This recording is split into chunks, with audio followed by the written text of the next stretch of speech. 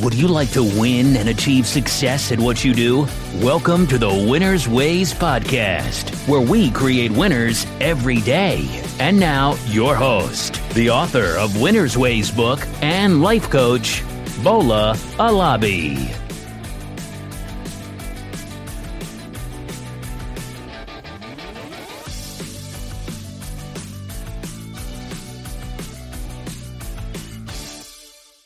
Hey everyone, welcome to another exciting episode of the Winner's Ways podcast. I'm your host, Bola Alabi. Today's show is about FICO score, so it falls in the personal finance column of my podcast, and this is episode 18, and the title is Understanding Your FICO Score. The FICO score is the most widely used credit scoring model in the United States, and the score ranges from 300 to 850. If you have 300, that's a low credit score or low FICO score. If you have 800 or 850, that's quite high. That shows, according to FICO, that you are reliable, responsible manager of your money. So FICO, that's also called Fair Isaac Corporation, was founded by Bill Fair and Hal Isaac. The purpose of FICO score is to rank and rate people in terms of their credit worthiness. The FICO score is used to measure a consumer risk. So if a bank is going to lend money to you, they want to assess you based on how you manage your money. So if you have a low score to the bank, you may not be as responsible as a person with a high score. So if you are going to need money from the bank, you better make sure that you have a high FICO score. So on today's show, we'll be talking about factors that can affect your FICO score. There are 5 main factors that we'll be going through today. The first one is your payment history, and this is perhaps the most important because it contributes 35% to your overall FICO score. Your payment history is determined by how you pay your bill. If you pay your bill on time, if you are never late or miss any payment, that will help to boost your FICO score based on your payment history. If you have any delinquent accounts, maybe account that has been over 3 months and you've not paid, this is going to hurt your FICO score because it shows that you are not reliable. So number 1, payment history. Make sure you pay on time on all your outstanding credit or loans. Number 2, credit utilization rate. This contributes about 30% to your overall FICO score. Basically, the way they assess this is how much of your available credit are you actually using. I'll give you an example. If you have a $5,000 credit limit and maybe you've used over $4,000 out of this $5,000, that means your utilization rate is way too high. Experts advise that you should keep your utilization rate below 30% of your limit.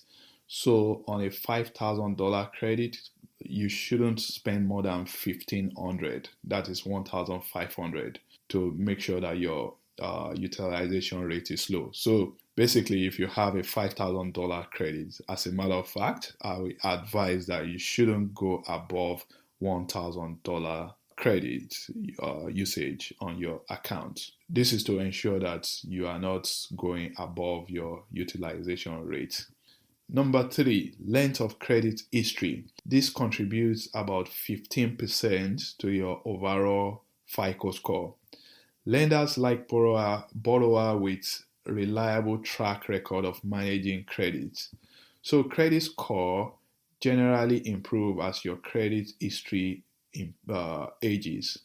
So what this means is that if for someone that is just opening an account or just getting a credit card this month, they will not have as long a track record as someone that has been using credit card or obtaining loan for the past 10 or 15 years.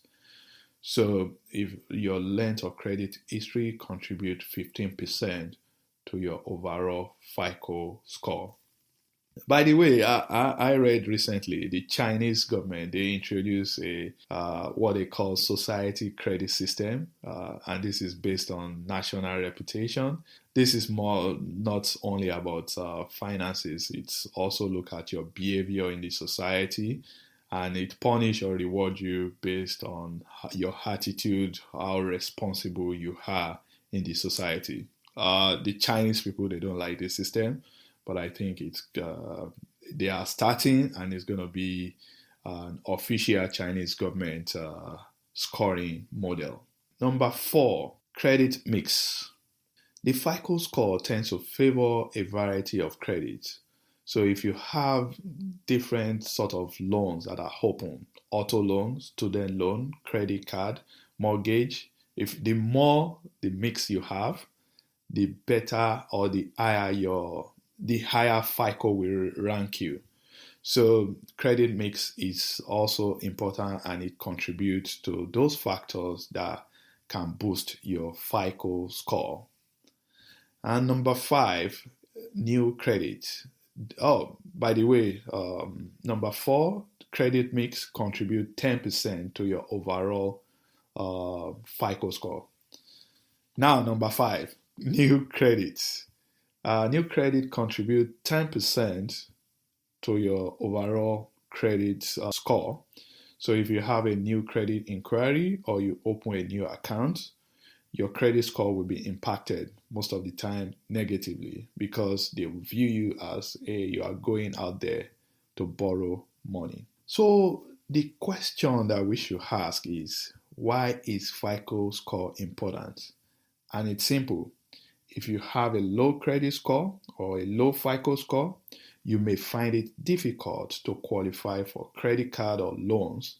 And when you qualify, you pay higher interest rate than someone with a higher FICO score. I'll put it simply. Someone with 450 FICO score may be paying like 8% or 10% on, let's say, an auto loan. Meanwhile, someone with 800 or 840 FICO score will most likely only pay about 4% or less on the same loan.